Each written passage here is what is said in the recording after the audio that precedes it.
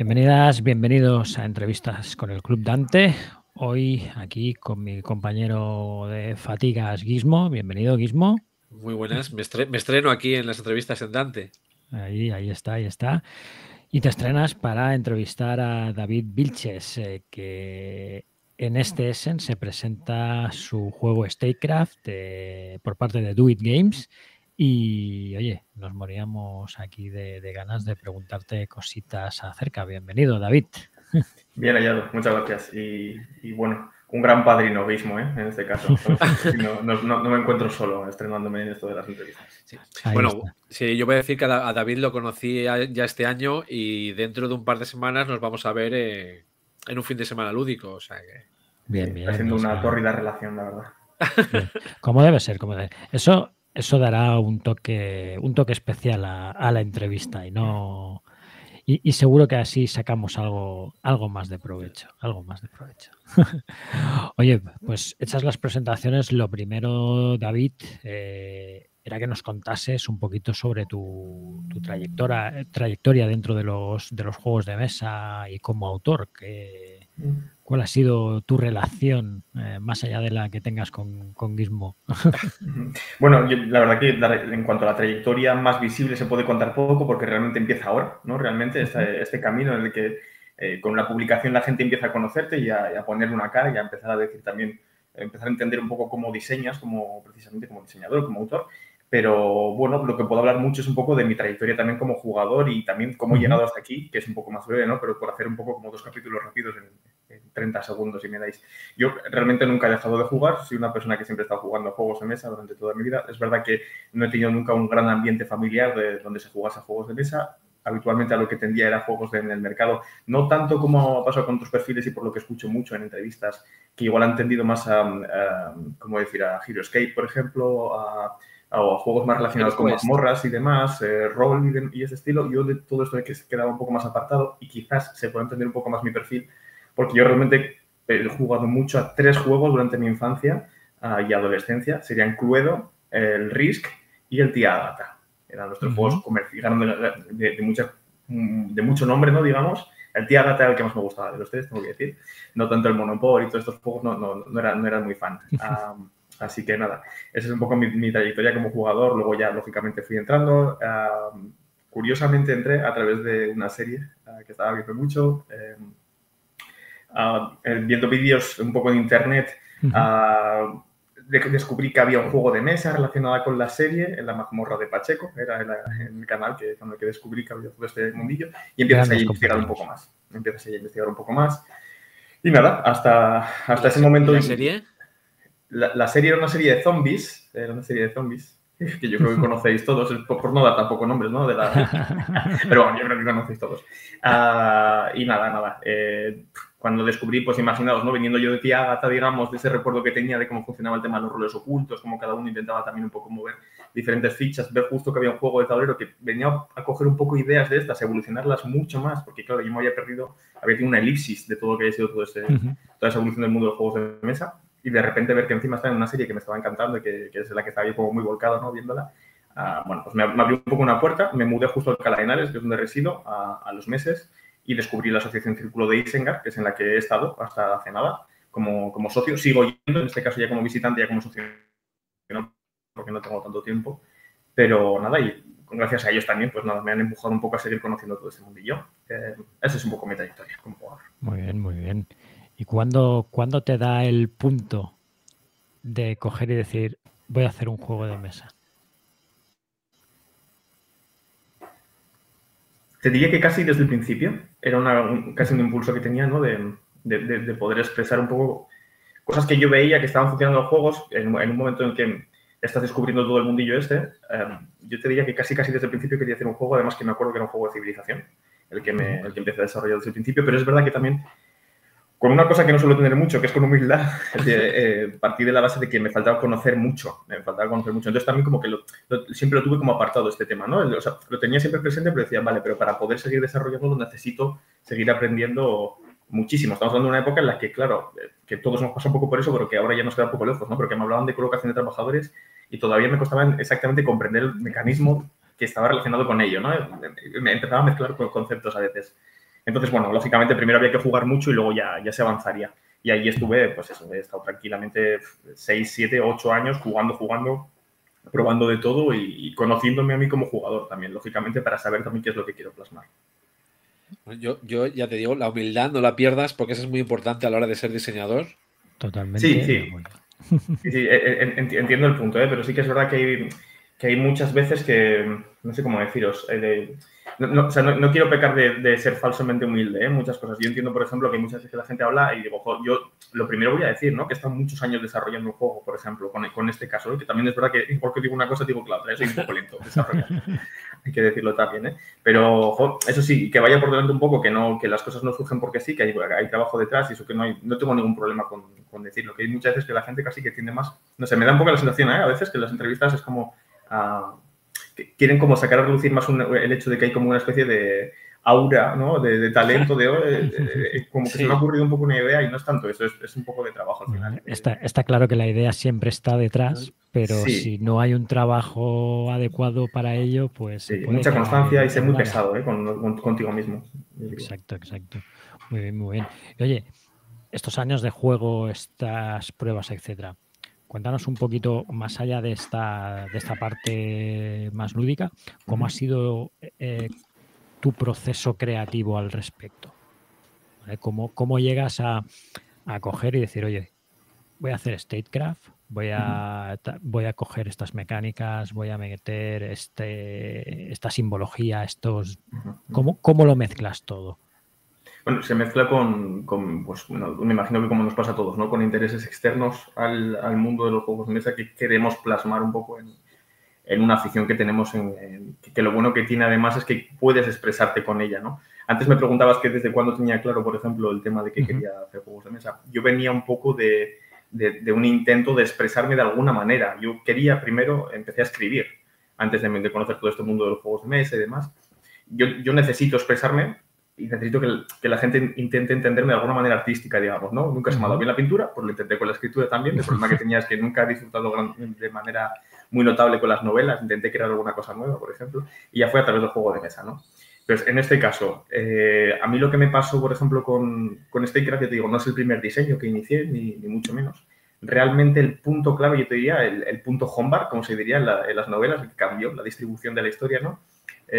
Fue el concurso de Círculo de Isengard, el primer concurso que se hizo en la asociación en la que yo participaba y al que me presenté. Era el primer concurso que conocía que podía presentarme, me cogía muy cerca y dije, pues mira, llevo al final 2 años de manera latente haciendo alguna cosilla que yo he visto que me parece que es divertida. Le había dado 2, 3 testeos a juegos, no mucho más.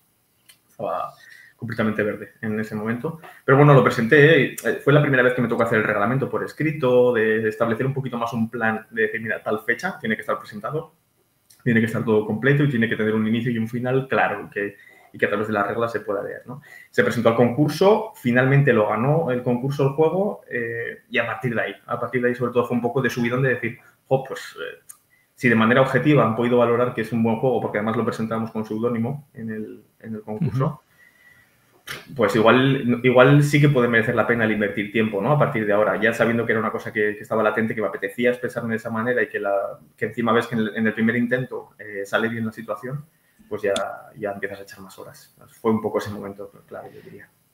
Y en ese momento de subidón, sí. ¿Te pensabas que un tiempo después estaría tu juego presentándose en Essen?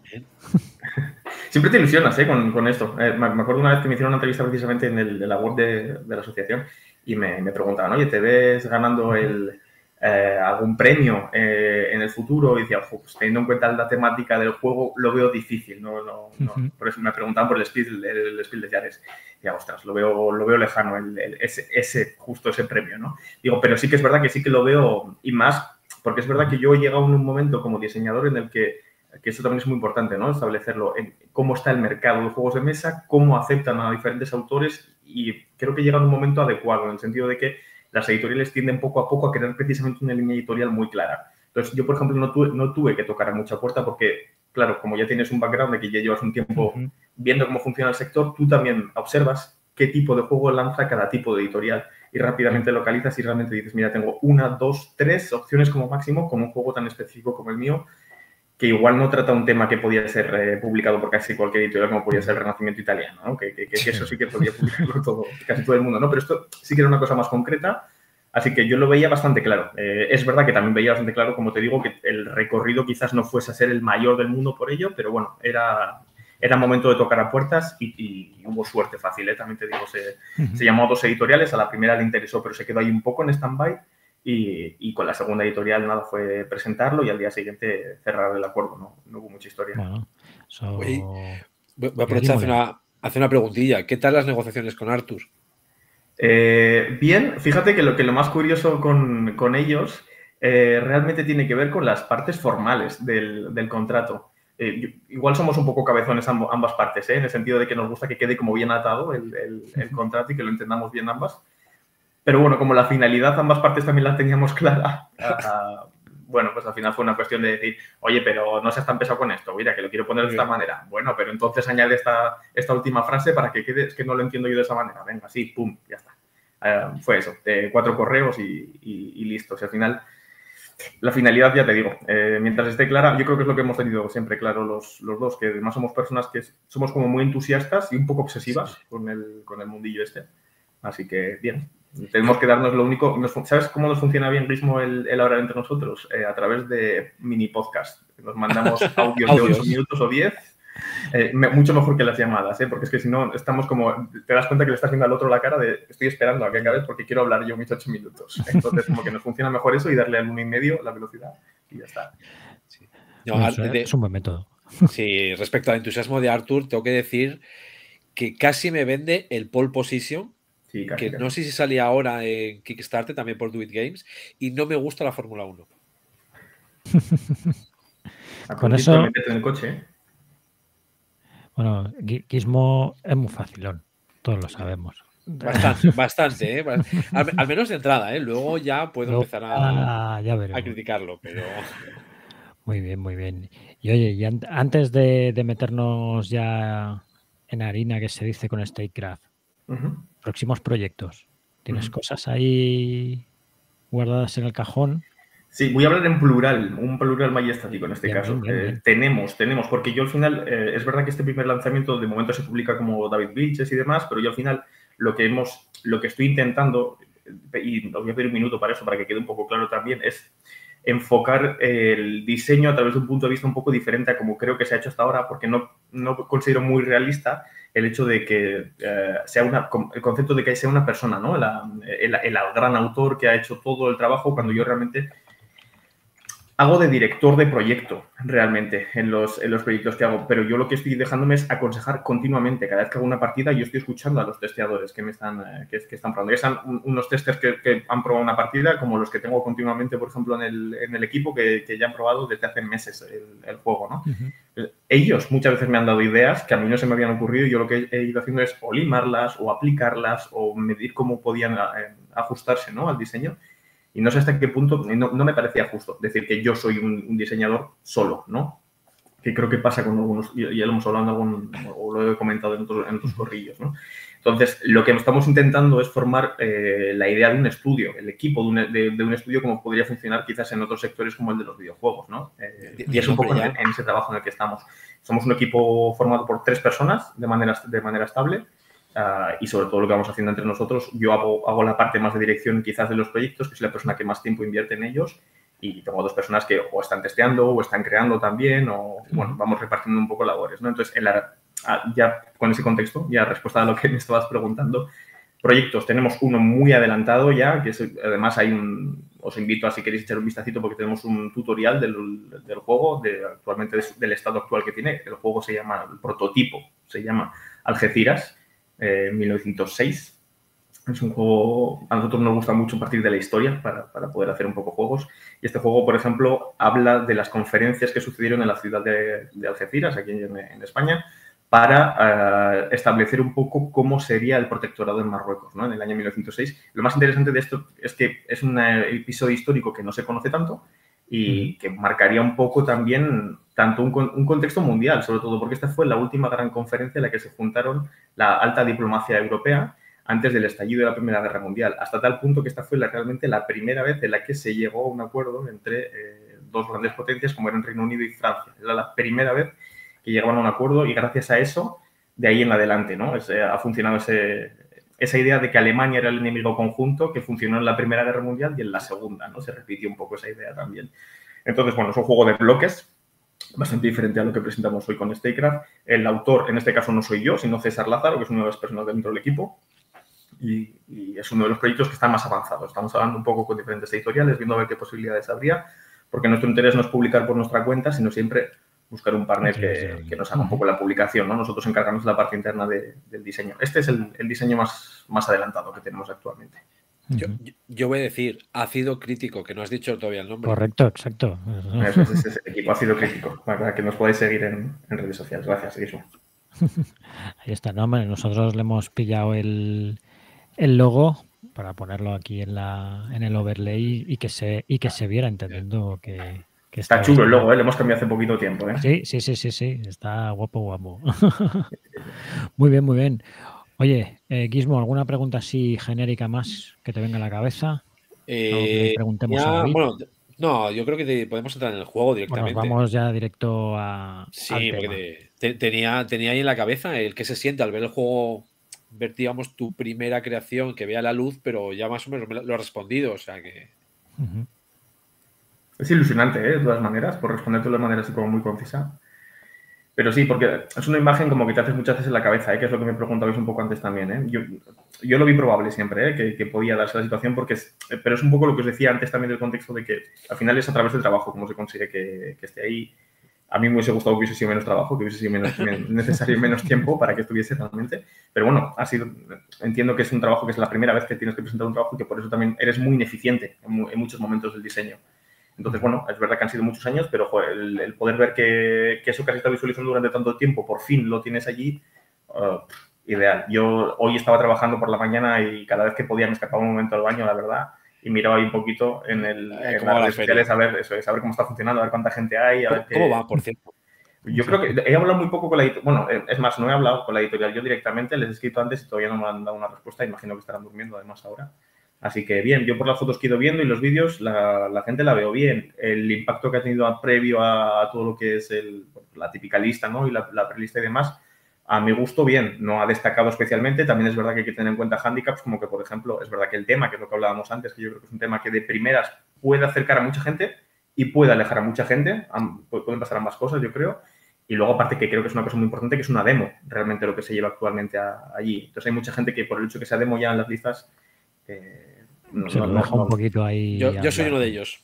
Claro. Que por lo que he estado viendo es lo más habitual, Sí, entonces, bueno, lo que estoy esperando sobre todo es a esto, ¿no? Ahora, durante la propia feria, cuando están dando vueltas y muchas veces la gente, aunque igual no le interese tanto el tema, no hay sitio en otros sitios que a los que estaban buscando y digamos, vamos a sentarnos a jugar, y cuando vean la mecánica de cómo funciona, a ver si ahí está la clave, ¿no? A ver si ahí enganchamos.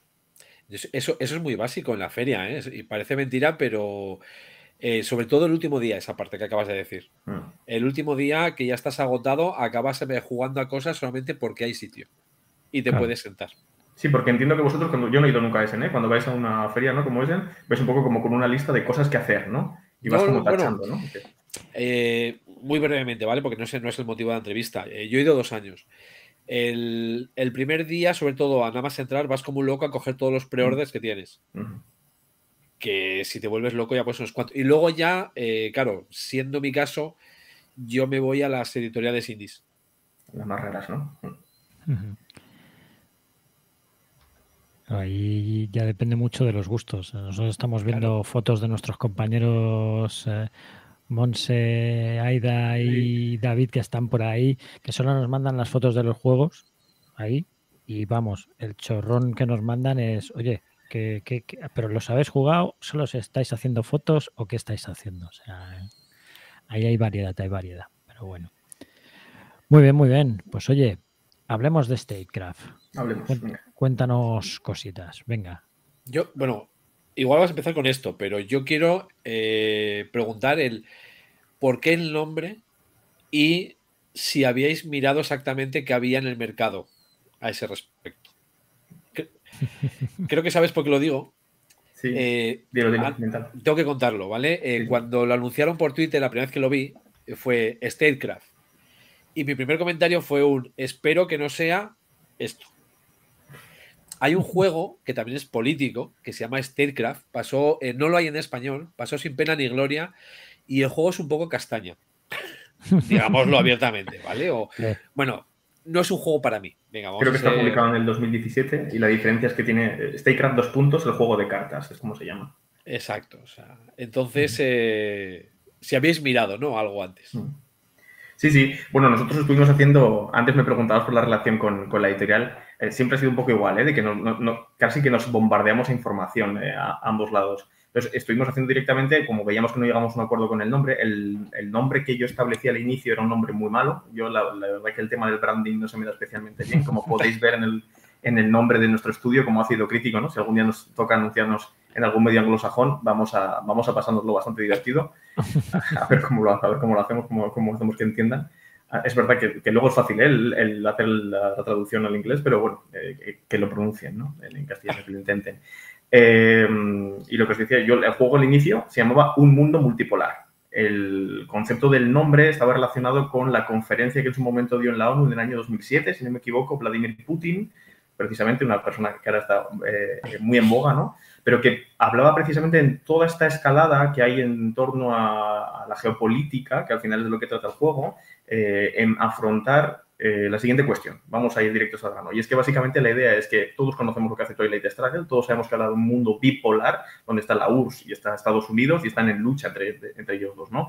Se supone, por ejemplo, que Fukuyama, que es uno de los autores uno de los politólogos más importantes del mundo, ¿no? Viene a decir, bueno, con la caída del muro de Berlín y toda la caída de la URSS, del motor económico que era la URSS y la desintegración del bloque soviético, se crea la unipolaridad. Y es la idea de que Estados Unidos es quien domina en todo el mundo.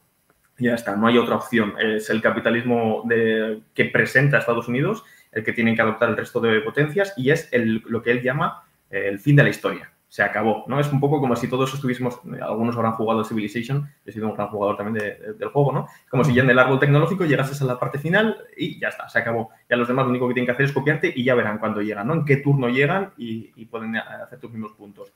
¿Qué pasa? Que realmente en la conferencia esta del año 2007 si no me equivoco, perdona, si me equivoco con el año, que creo que es el 2007 en la ONU de Putin, realmente es la primera vez que se nombra el concepto de la multipolaridad precisamente para que era interesante, ¿no? Que Rusia, que era principalmente la que había estado en esa lucha bipolar, que había caído y ahora estaba intentando remontar, estuviese intentando establecer un concepto, un discurso que venía a decir que, bueno, que realmente la unipolaridad no era el camino, sino un camino entre la construcción de una polaridad múltiple de otros, no solamente de un solo actor, ¿no? Que fuese Estados Unidos.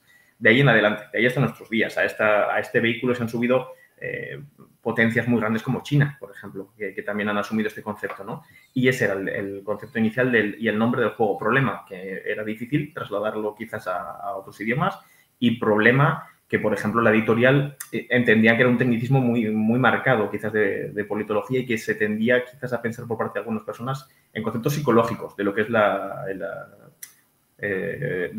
conceptos de mente, de cómo podía estar, pues lo que muchas veces la gente habla, ¿no? El trastorno de bipolaridad o cuestiones similares, ¿no? Que no tienen nada que ver con nuestro juego, pero que se podía llevar a algún tipo de confusión. De ahí el hecho de que bombardeásemos a una serie de diferentes conceptos y ideas, y que finalmente se estableciese por una propuesta que había tenido la propia editorial el nombre este de StateCraft, porque parecía, pues bueno, yo creo que es claro, ¿no? Pero es fuerte, suena a otra serie de juegos que podemos tener en la cabeza y lo podemos vincular de manera rápida. Es una sola palabra y es una palabra bastante técnica. Si, por ejemplo, ponéis, es verdad que en Twitter, StateCraft, pues van a salir cosas del hilo que hemos estado utilizando nosotros como hashtag, que tampoco son muchas, y poco más. Otras cosas que saldrán serán de una revista de politología o de algún tuitero que habla de diplomacia y cosas así, pero no sale gran cantidad de información. El concepto, por cierto, ya termino, viene a hablar realmente del concepto de gobernanza, digamos, de creación de un modelo de gobernanza. StateCraft sería un poco el arte de hacer política, por así decirlo.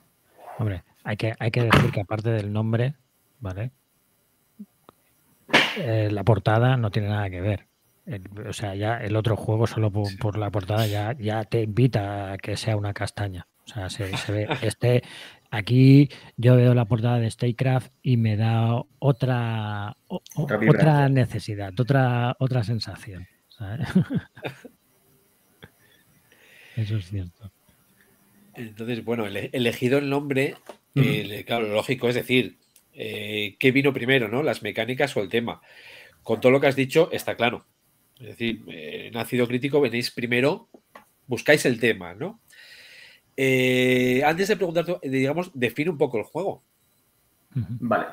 Por hacerlo rápido, es un juego asimétrico de hasta 4 jugadores, que se puede jugar en solitario también, en el que tomas el rol de una gran potencia mundial.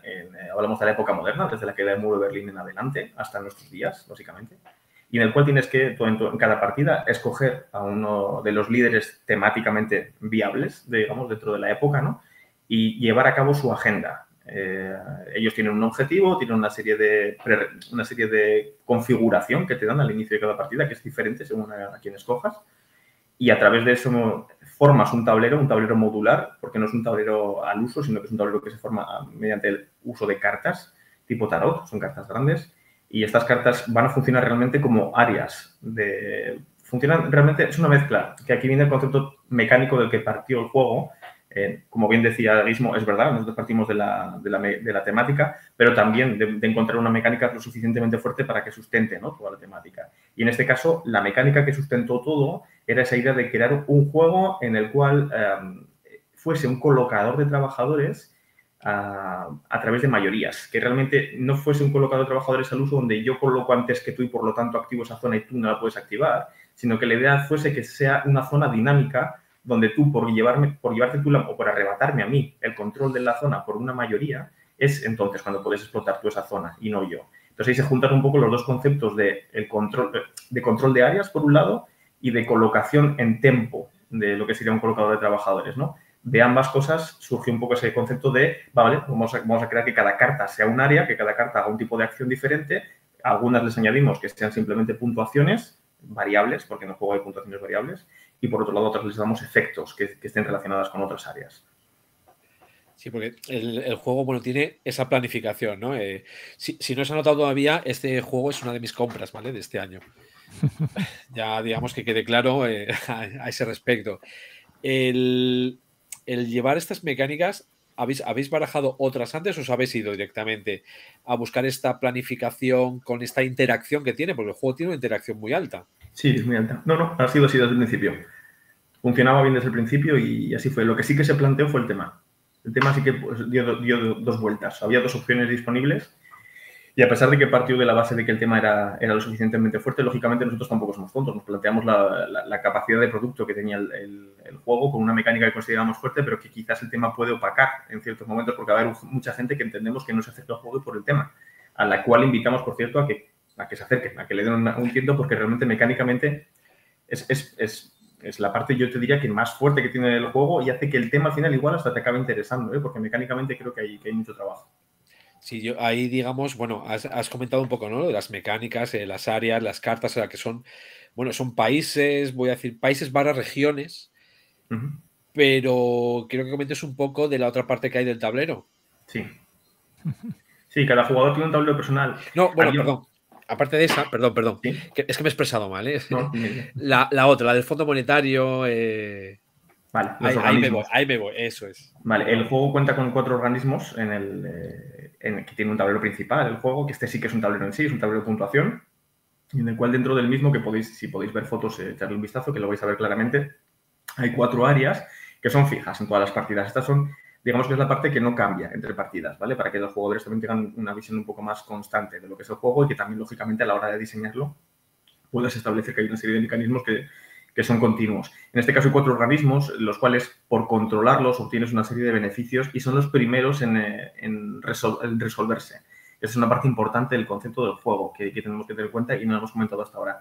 El juego es un juego donde tiene mucha importancia el orden en el que se llevan a cabo todas las acciones, tanto por parte de los jugadores a la hora de resolver en qué orden se hacen, como por parte del propio juego, porque el juego hay un momento que entra en una fase de resolución de las diferentes áreas y empieza a resolverlo todo.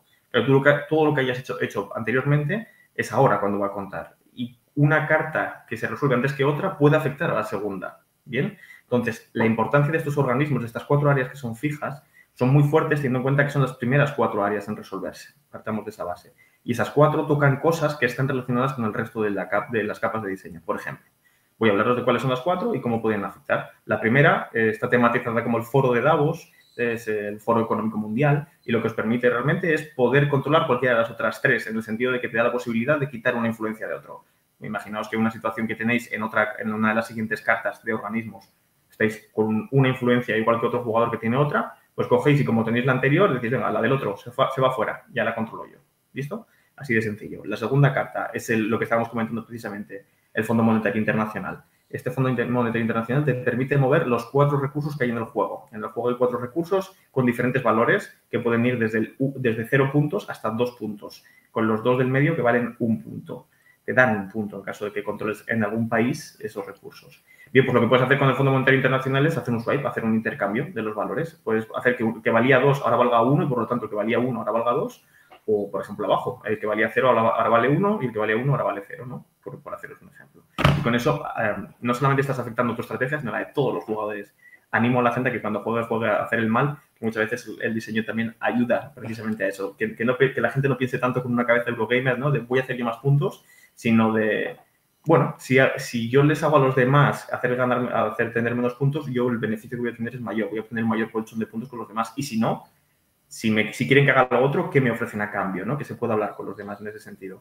Las otras 2 áreas tienen que ver con otro tipo de diseño. Bueno, con una parte que tiene que ver con el apoyo popular, que si queréis también lo nombramos rápidamente porque es una capa de diseño añadida al final, que es la que probó Gizmo ya. Por cierto, Gizmo, tú fuiste de los primeros que probó esa capa de diseño, que antes no estaba.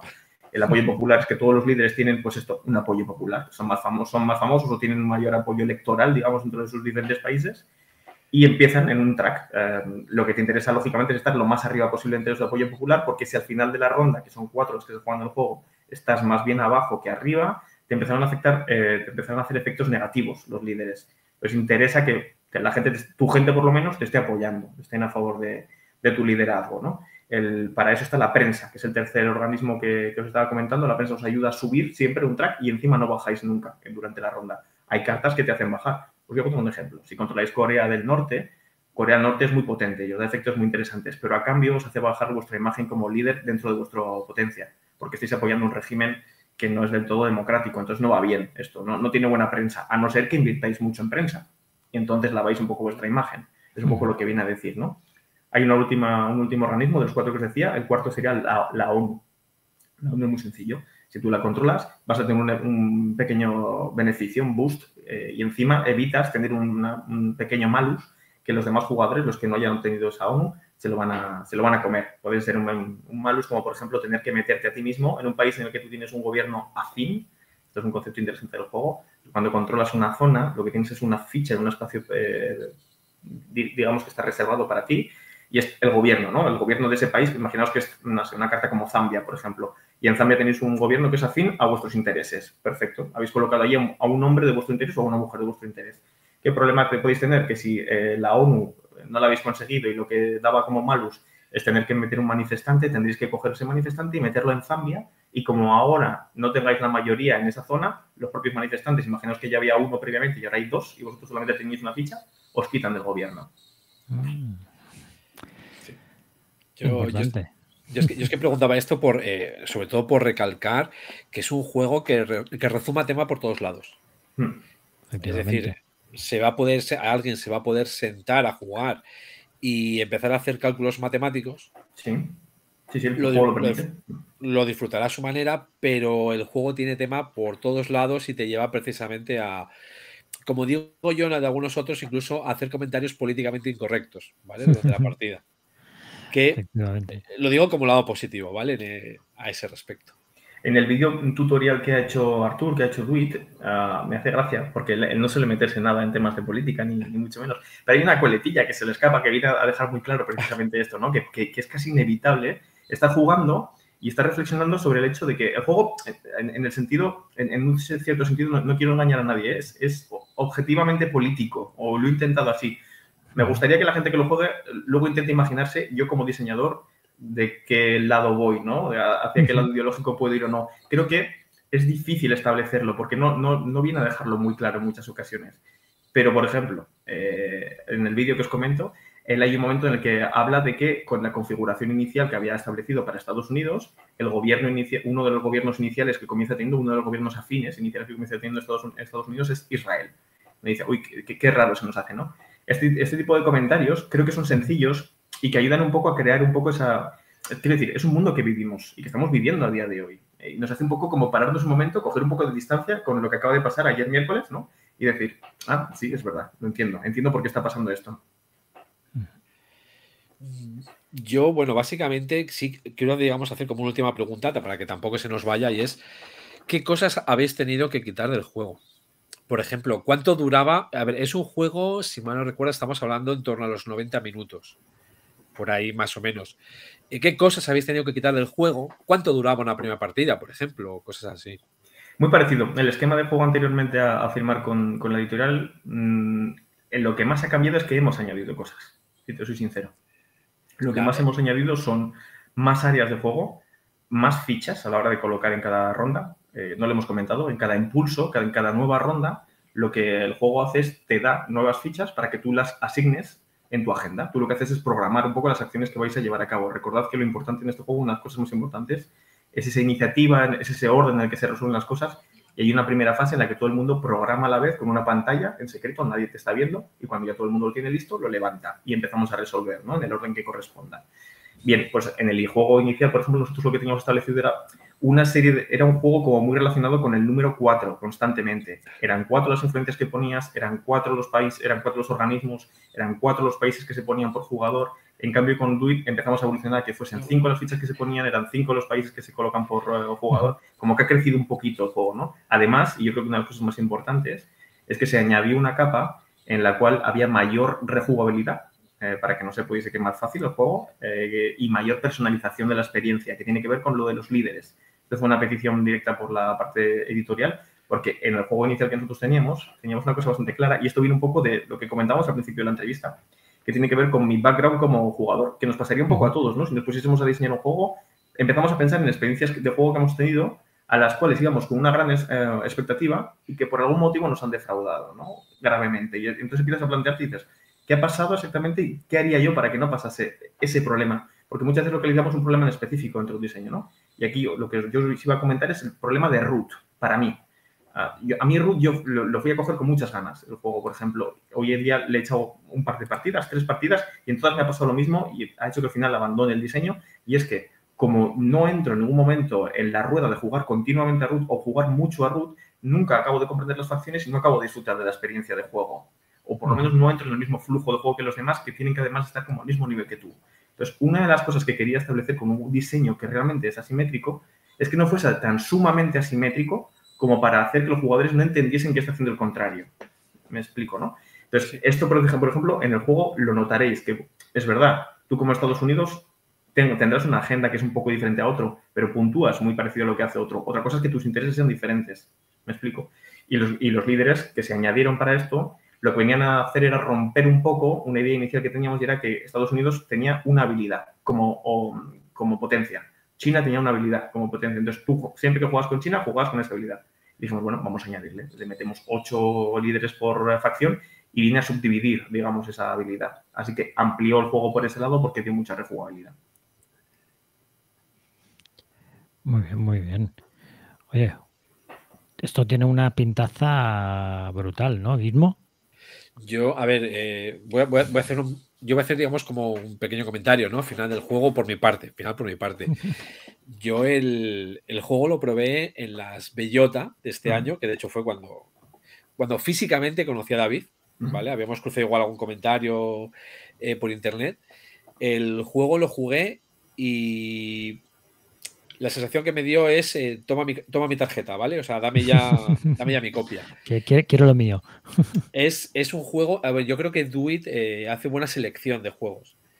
En este caso, el diseño de David, y cada vez que habla al respecto, bueno, aparte del entusiasmo, ¿vale? Que se le ve, que eso, digamos, siempre te vende más todavía. A mí es un diseño que me gusta mucho porque las reglas son sencillas, tiene el tema metido por todos lados, tienes interacción y está muy comedido en tiempo. Normalmente este tipo de juegos suelen tener un rango de duración mucho más elevado y estar entre 60 y 90 minutos lo concentra muy bien. Eso es uno de los fundamentos de diseño del juego. Yo cuando lo empecé creando, yo soy jugador de este tipo de juegos, claramente.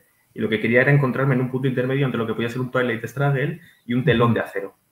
Claro. En ese punto intermedio, a ver qué nos queríamos mover. Y lo teníamos muy claro y en eso hemos trabajado. Y la cuestión es que en esos 90 minutos te da la sensación de haber desarrollado, de haber hecho cosas. No acabas la partida diciendo, ya está, ya se acabó. Es decir, acaba la partida y dices tú, ya se acabó, pero porque quiero más, no porque te haya dejado a medias. Sí, por necesidad. Muy bien, muy bien. Pues si no tenemos ninguna pregunta más, Gizmo. ¿Dónde está mi juego? ¿Dónde está? Exacto. Porque llevo desde enero, llevo desde enero diciéndoselo. Ya queda poco para que salga la campañita, que eso sí que es verdad que no lo hemos comentado, que el juego saldrá por una campaña de Kickstarter. Lo tenía en la cabeza, di la fecha y todo. Yo no la tengo clara, que os lo diga a lo mejor la editorial, y a mí por lo último que me han estado comentando, la idea es que para la primera parte del año, lo más probable es que sea en febrero. Si no es finales de enero, será principios de febrero, por ahí vamos a movernos. Bueno, mira, eso me ayuda a contener mis compras de este año. Exactamente, porque lo tienes a la vista. Según lo que nos ha llegado, es eso, para el primer trimestre de 2024 va a ser la campaña. Y nada, ahora trabajando por mi parte, para que lo tengáis también en cuenta, en la parte solitaria, que el modo solitario es lo que no se presenta todavía en ese, pero nada, está bastante avanzado. Sí que puedo adelantaros que será un modo de juego por escenarios, en el cual cada potencia tendrá su propio desafío y animar un poco a los jugadores a que de esa manera conozcan cómo se funciona con esa potencia, que se juega con un estilo un poquito diferente, muy tematizado. Y bueno, pues que pueda funcionar. Por daros una pequeña pincelada, por ejemplo, uno de los conceptos de trabajo que se está teniendo, y para que veáis que muchas veces rozamos incluso lo políticamente incorrecto, vamos a ver si esto realmente a la editorial le interesa, ¿no? Pero una de las ideas que hay de diseño actualmente es que el modo de juego de Estados Unidos esté relacionado con la búsqueda de Bin Laden, por ejemplo. Bien.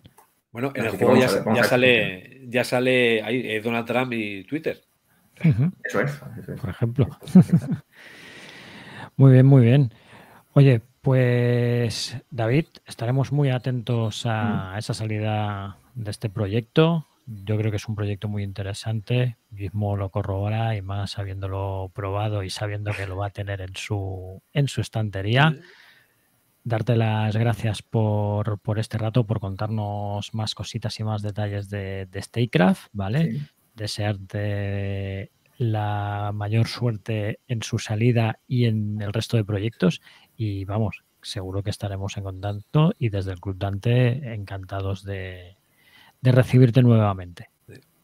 Encantado de hablar de juegos, muchas gracias y bueno, sobre todo animar a la gente a que conozca el juego, que no les eche tanto para atrás el tema muchas veces, que de lo que se partió como diseño es un poco la idea de que a través de una cosa divertida hiciésemos que a algunas personas les interesase además el tema. Entonces, animarles a que le den una primera partida, creo que va a ser divertida, y luego ya que decidan si quieren comprarlo, si lo quieren jugar, si más veces o no, que yo creo que muchas veces va a ser que sí. Así que le den ese primer intento. Ahí está. Sí, yo les animo. Pues nada, muchísimas gracias David, muchísimas gracias Gizmo por acompañarme hoy. Nos vemos en la próxima.